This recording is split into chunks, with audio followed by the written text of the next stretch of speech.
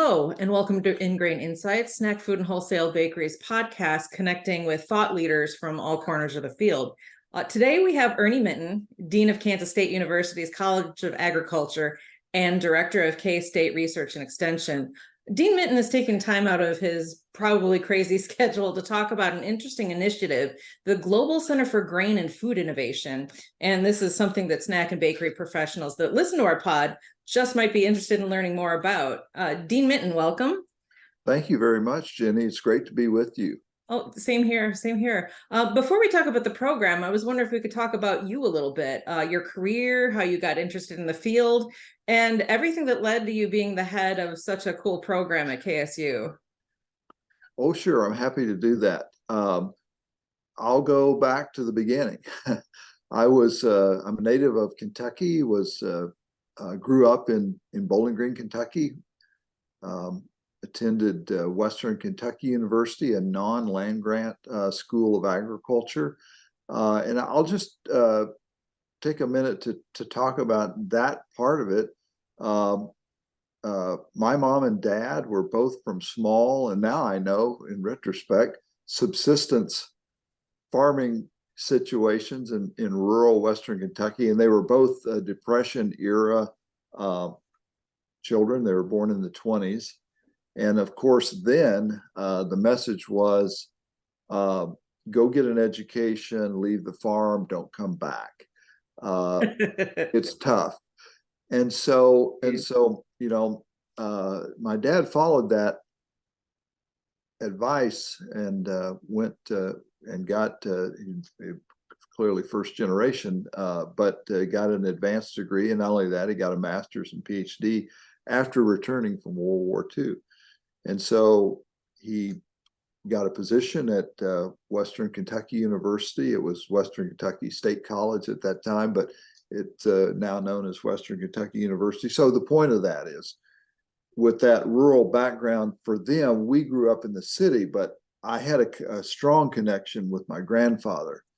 And he still had cattle, hay, but I mean, the cash crop at that time was tobacco. And I developed this tremendous love for agriculture and particularly livestock. But then as I myself got into college, I'm like, how do I merge this love for agriculture and passion really for agriculture with what I was experiencing at university? I was at the time a chemistry major and decided to change to animal science. And then I learned about what is done at land grant universities. And so like, hey, I can go and get the appropriate graduate degree and then ultimately do science in the field of agriculture. That's what I ultimately did. I went to graduate school at Oklahoma State University. I met my future wife there at OSU. She was getting a graduate degree in a different college, but at any rate, we moved here in 1983, and I became an assistant professor in animal sciences, and I did an academic career, associate full professor in livestock physiology. And then in 2008, I came over to the dean's office as the associate dean for research. And then in 2018, I was interim dean for a year. 2019 through now, I've been dean, coming up on 5 years. And so that's my story and how I got to where I am currently. That's a pretty cool path. We're here to talk about a really cool initiative, the Global Center for Grain and Food Innovation. Could you tell us a little bit about that, what it is, how it came to be, and what do you envision for the center going forward? Yeah, so I want to give just a little bit of a backstory. I'm as the dean of the College of Agriculture, I happen to be a part of a nationwide group that are essentially other deans of agriculture, Iowa State, Oklahoma State, et cetera, across the country. And that's called it's part of the Association of Public and Land Grant Universities. That's called the Board on Agriculture Assembly. Anyway, that board identified a few years ago, actually more than just a few, going back to 2015, just how badly the nation's, not just Kansas, but the nation's land grant universities were outfitted in terms of deferred maintenance. A lot of buildings at our campuses were built in the 1950s and 60s, and so they're coming to the end of their usable life because the mechanical systems and so on are failing, and so the building that houses our very distinctive Department of Grain Science and Industry is in a building that similarly has a lot of great things have come out of that building, but it's simply, it's getting old. Anyway, we did some strategic planning at the college level and, kind of slotting in what would we do first, second, third, and Schellenberger Hall was one of those that we knew we needed to take a look at. It can't be renovated, so we planned something new. And so there's that. I'll put a pin in that topic for a second. We also have a large Department of Animal Sciences and Industry that houses our university's largest undergraduate major, produces a lot of graduate students as well. They're in a couple of buildings that were also built in the 50s and 60s. And so if you think about it, what animal sciences does is produces value-added products from livestock, fresh meat, milk, other kinds of value-added products from dairy, and food science is part of that department as well. So our Department of Grain Sciences and Industry services the value-added grains industry with baked goods and the technology for milling and the technology for livestock feed.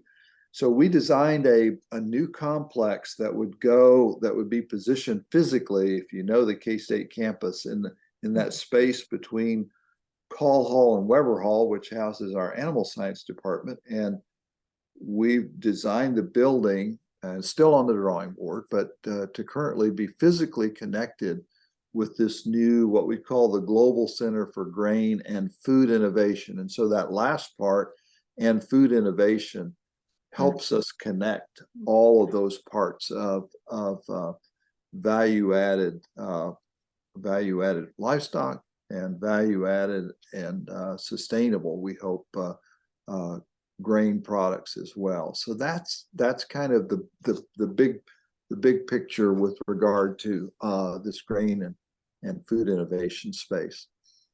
That it sounds really cool, working on the future of food for generations to come. Can you talk a little bit about what you and the rest of the center team might envision as some of the areas of focus that you're going to be working on going forward? Yeah, so we'll be moving the entire Department of Grain Science and Industry to this new building. And so, so that says we're going to be delivering the courses and the research, the courses that support the bachelor's degrees in milling science and management, bakery science and management, and feed science and management. So milling, baking, feed. And also there are a new program, which maybe we can talk about in a little more length here in just a bit, but we've actually gotten permission from the Kansas Board of Regents to change the name of feed science to feed and pet food science. So that bachelor's degree will have and pet food added to it. You think about it, the pet food industry, another value-added industry that really sits between grain processing and the byproducts of grain processing or co-products of grain processing, and meat science, meat processing, and the co-products for meat processing. Those things are part of pet food manufacturing, and it has a huge presence in Kansas already. So it's going to be a natural fit, and provided a lot of opportunities for students and for like industry interaction as well.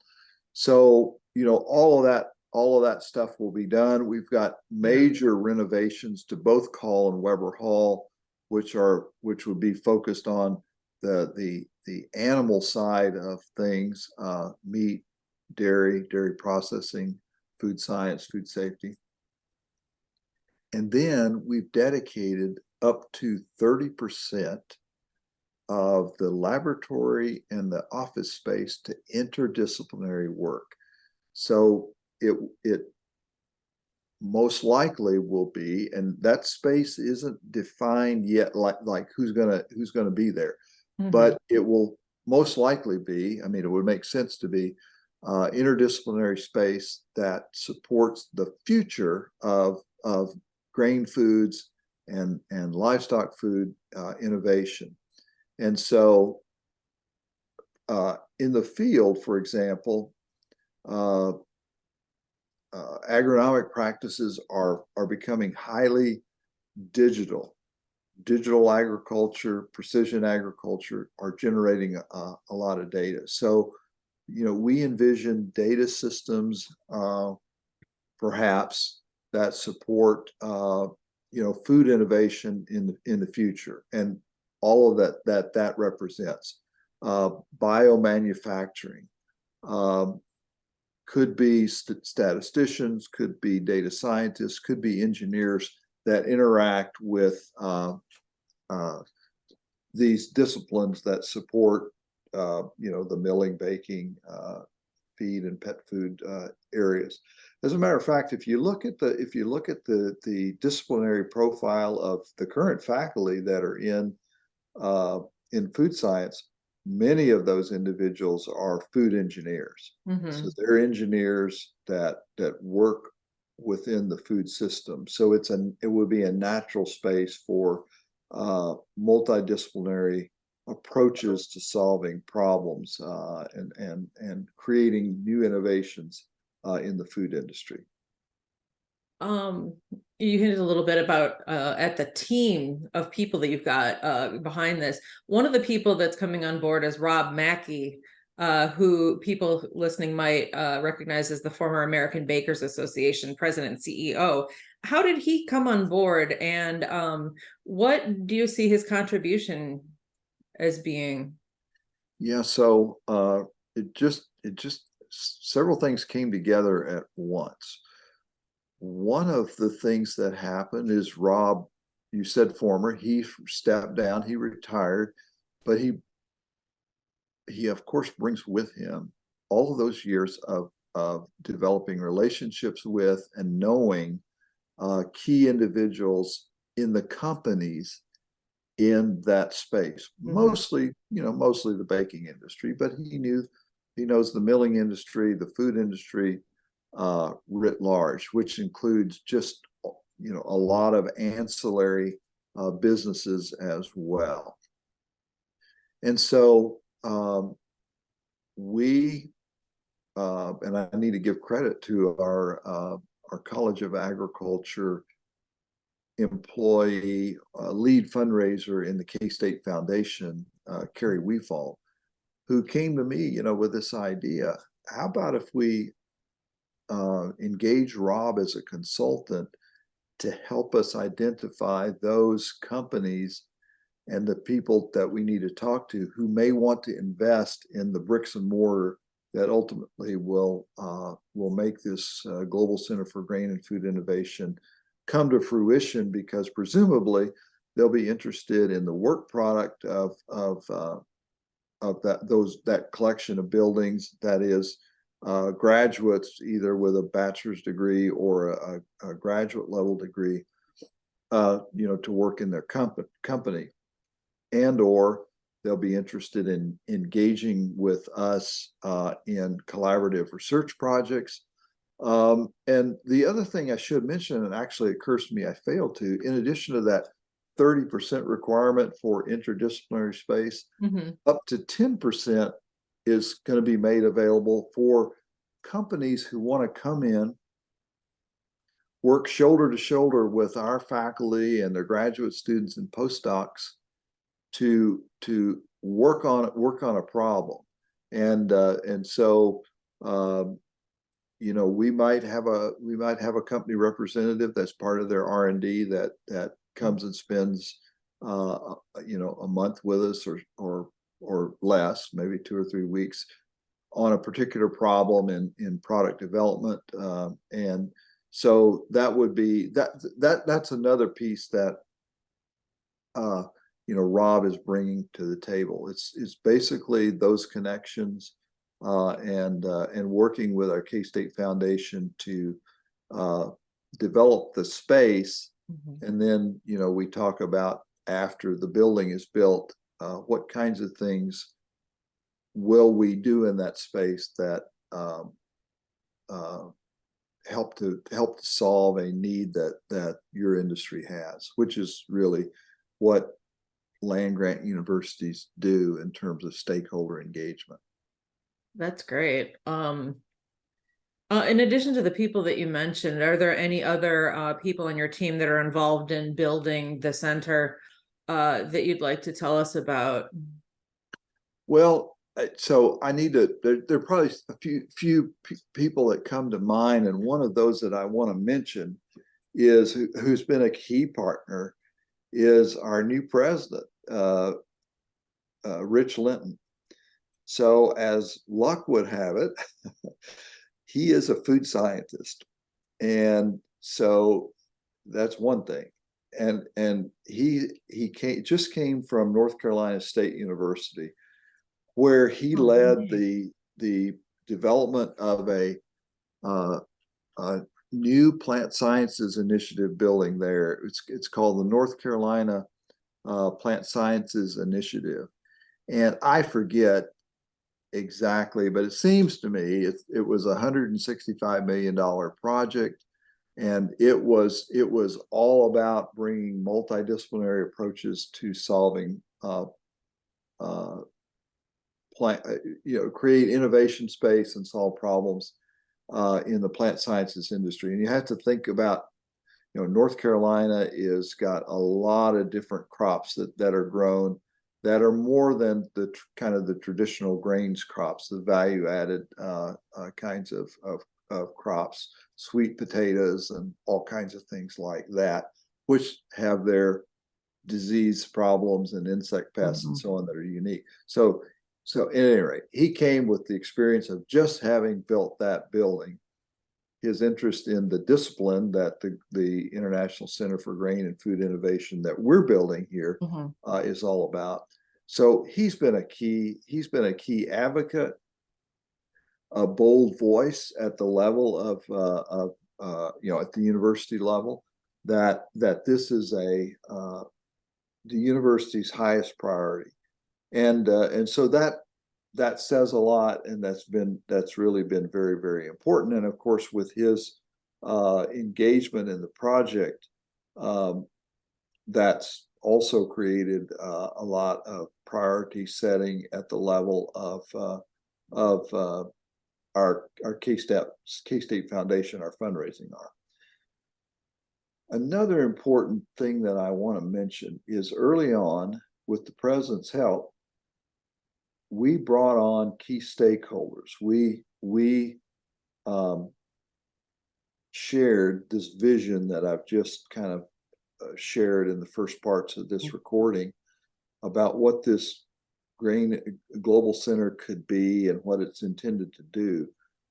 And to make sure we were on the right track, we invited in key Kansas stakeholders, Kansas Farm Bureau, Kansas Wheat, Kansas corn, all the grain commissions, Kansas soybeans, for example, the Kansas Livestock Association, and others, and shared that vision and said, look, if we're not doing what you, if you think this is important, we need to hear from you.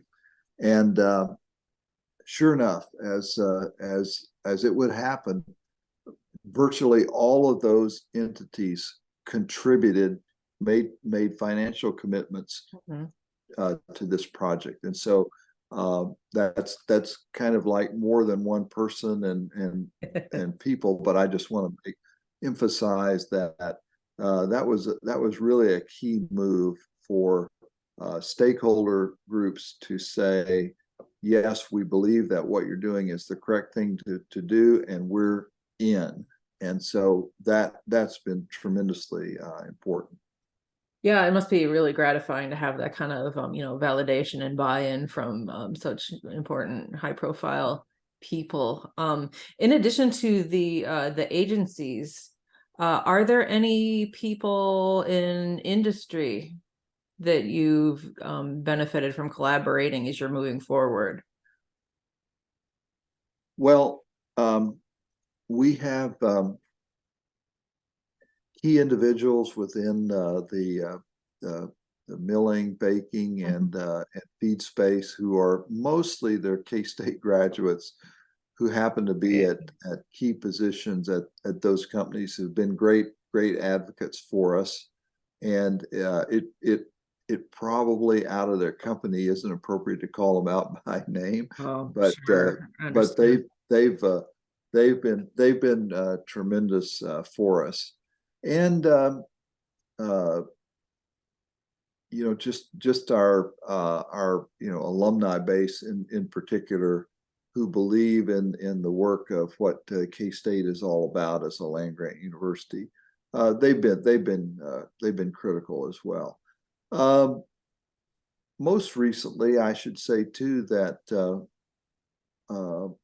just earlier, actually this calendar year, an individual's come on board to help support President Linton as his chief of staff, but he also has a role as the vice president for external engagement and strategic partnerships. I think I've got his title correct. Dr. Marshall Stewart. He's been a tremendous asset as well, just really supporting the project, interacting with our stakeholders, and being just tremendously supportive along the way. Well, I'm sure you've got a busy day as you're wrapping up the clock. Is there Actually, I thought of one of the two other people that I should have mentioned. Oh, please, by all means. Would have been a huge mistake if I signed off and didn't acknowledge these. They forgave you, but yeah, they're probably grateful. You know how there are folks who just, if you look back at where you are now compared with where we started. So two individuals, Susan Metzger is one of those, and her role has changed recently, but she was very, very key. Last year, we had the opportunity to get $50 million from the state of Kansas. 25 million was provided without the requirement for a match. To get the second 25, we had to raise $3 for every one, which means we had to raise $75 million. And Susan played a key role in not only serving as the administrative contact at the level of the College of Agriculture, but she also actually authored the challenge grant submission that went to the Kansas Department of Commerce. And so, yeah, without her commitment and work, that part wouldn't have happened. Then the second person, I've already mentioned her name, but I want to say it again, Carrie Weefald. So Carrie is our senior development officer for the K-State Foundation, who is the lead ag fundraiser. She has just been tremendous in terms of her contacts, or her knowledge of the Kansas food and ag environment, the knowledge of our alumni. She formerly worked at the Kansas Department of Agriculture, so that's helped a lot in that regard. But she's been just so committed to the project. So those two women were like essential to where we are today as well. And I want to make sure to call them out. Well, thank you. I'm sure they'd thank you too if they were here. Before I let you go, is there any last words you'd like to say about, the important work that you're going to undertake? Yeah, I think that if you think about our Department of Grain Sciences and Industry, it really is the only one of its kind in the nation, and actually to a certain degree in the world. But and the point I want to make there is Kansas State University is one of a number of land grant universities that exist in the United States. And, I just mentioned a few. So, of the states that surround Kansas, so obviously the University of Missouri, Oklahoma State, Colorado State, the University of Nebraska, all have land grant schools. University of Nebraska, University of Missouri, etc. And so we think what's really important about this project is that is the Department of Grain Sciences and Industry, a unique thing that K-State brings to the table, and we're elevating that and trying to set us up to serve the food system even more than we have historically. So we want to create this opportunity for collisions among food scientists, feed scientists, meat scientists, and so on. It will all work in the food system and create an undergraduate experience here that just like none other in that value-added food space.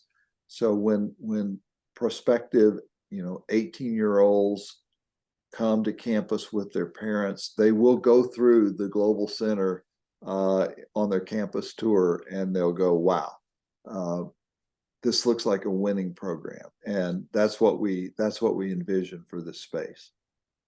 Well, I'm very much looking forward to watching and seeing what comes next for you. And I hope we keep in touch as things progress, because it's fascinating. And I think I alluded to you're building the future of food at your university, and I really appreciate what you're doing. Well, I appreciate that comment. I really do think that this is important. I mean, if you look at those value-added food companies which have recently come into the state of Kansas, we have the opportunity to do even more of that. And so I think there's an economic development piece which will benefit the state and rural communities that are linked to this global center. That's great. Well, thank you very much for your time, Dean Minton. It was a pleasure. Yes, I'm happy to have had the conversation with you. And thank you for listening. Until next time.